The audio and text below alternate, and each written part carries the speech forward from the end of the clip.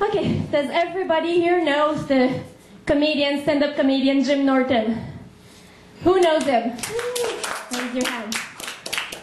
Okay, so he's my ultimate favorite stand-up comedian. He's very offensive, and he's also a super great guy.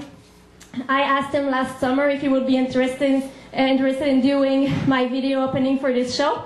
I wasn't expecting an answer, but he answered right away, saying, yeah, sure, let's do this. I'm in Montreal for Just for Laugh Festival.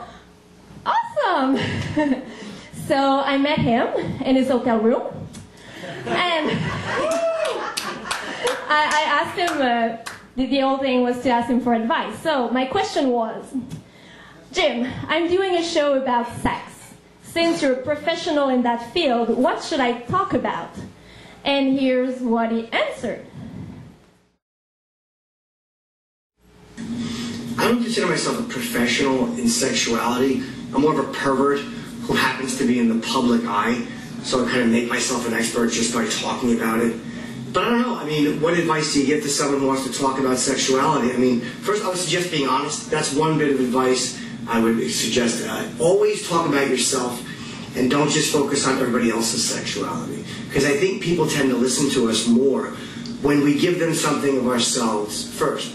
Like, I talk about my own perversions and my own prostitution history and my own paying for it, not hiring myself out, and massages and all that stuff. So people tend to open up to me because I've opened up to them. So always start with talking about yourself. What is it that you like? Do you like anything weird? Do you like being spanked? Do you like peeing on people? These are just things I'm asking for my own curiosity. But you might want to tell the audience something about yourself that they don't know. And this way it will make them more open to want to, not necessarily talk about themselves during your show, but hearing something personal about you will make them invested in your show. If you just start talking about somebody else's sexuality, like if I just walk on stage and talk about Tiger Woods' sexuality, it's funny for a couple of minutes, but then people are like, what the fuck is he? Who cares what you think? But if you talk about yourself first, then it kind of opens the door and gives you the right to make fun of everybody else. You know, the weirdest stuff in sexuality is what people usually like to hear about. Nobody wants to hear you talking about, well, I like to make love by a stream with someone I care about. Boo! Who cares? It's fucking harlequin romance stuff. What do you like that's bizarre? What do you like that's taboo? That's the stuff you talk about. I'm not saying you shouldn't talk about blowjobs or oral sex or maybe a little bit of anal, but, you know, do you like dressing up like a nun? Have you done anything really weird? Do you have incest fantasies? Talk about the stuff that all of your friends would be scared to talk about. That's what invests people. Because every frat boy idiot talks about sex like, dude, I fucked her. How was it? And that's the whole thing. I lose interest in that. But if a guy tells me, like, you know, I picked up a hitchhiker, what happened? Well, she watched me jerk off. That I want to hear about. That I can listen to because it's dirty, and it's private, and it's not performed. So that would be my main bit of advice. Open up about yourself. Tell them something that they would be embarrassed to admit, and be comfortable with it. The audience is normally comfortable with it if I'm comfortable with it, and if you're comfortable with it. Don't sell it like you're ashamed of it, because you shouldn't be. You know, like, oh, I had an experience with a transsexual once. No. I'm not asking the audience's approval when I say that. I'm like, yeah, I hooked up with a tranny, and here's what happened. And then here's the other 500 times I did it.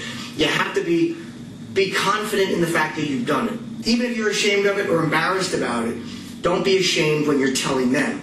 Because the fact that you're telling them means you couldn't be totally ashamed of it, or you'd be keeping it to yourself. Does that make any sense? Be honest. Talk about yourself. Talk about the hard-to-admit shit. The hard-to-admit stuff in our world is probably different than the average person. Like, I'm jaded, so I forget that the stuff I'm comfortable with, like, I like giant vaginas. I love a puss that looks like a bus in Tel Aviv.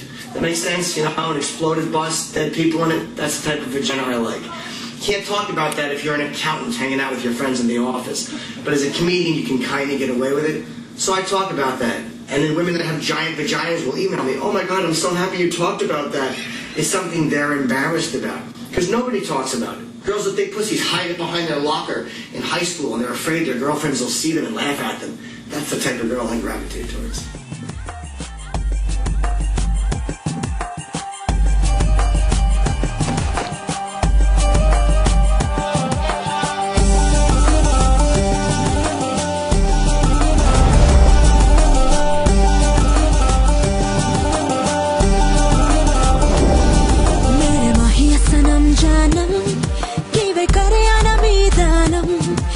गुजरी जग सोया नी मैं जगे आना मीदानम मेरे माहिया सनम जानम कि मैं करे आना मीदानम शब गुजरी जग सोया नी मैं जगे आना मीदानम You know what Bengali is?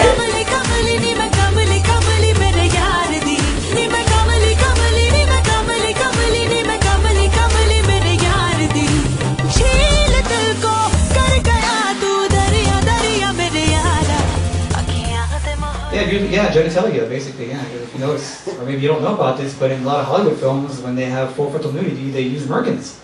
I'm sorry? Merkins, you know what a merkin is? No. It's a toupee for that area. Double standard imposed on women. She's a slut, he's a stud. I'm going to go back to religion. Are you saying that religion is like a patriarchy? I was going to go for patriarchy myself. I would definitely go. $200 to the gentleman on the left. So Isabelle asked me to come here and give you guys a really embarrassing story. Here's the deal. I got 2 of them, and it feels like as if 2 might be too long. So I'm going to give you guys a choice, okay? One story is really humiliating. One is less humiliating, but it has like one of those little feel-good kind of things. All right, I just want to give you a little option. I mean, you don't want to fucking feel good? Not my problem, all right? You're the one driving. The last question of the panel. Atheist or believer, who has more fun in bed? Andrew first. Atheist, because I don't have to worry about looking up and wondering whether or not someone's watching me while I'm having sex. Unless you have cats. I think atheists have the best sex. I mean, I think you know, of course, being an atheist and being a bit more rational and being a critical thinker, or trying to be at least, certainly helps you enjoy more out of life without feeling shame. Is that possible? Because what if you're like sitting there and you're like, I don't know if this position is going to be the most satisfactory.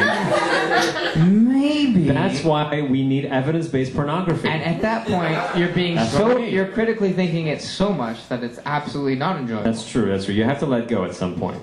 For me, I think atheist, obviously, because we don't have to worry about using the Lord's name in vain.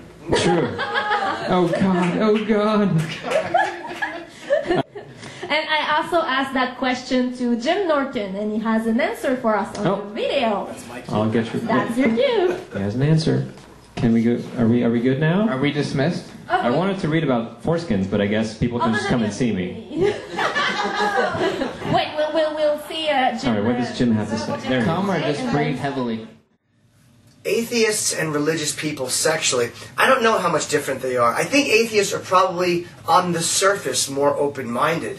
But there's a lot of boy fuckers who are quite religious. So I don't think that being religious excludes you from being a pervert. And I don't think being an atheist makes you open-minded sexually.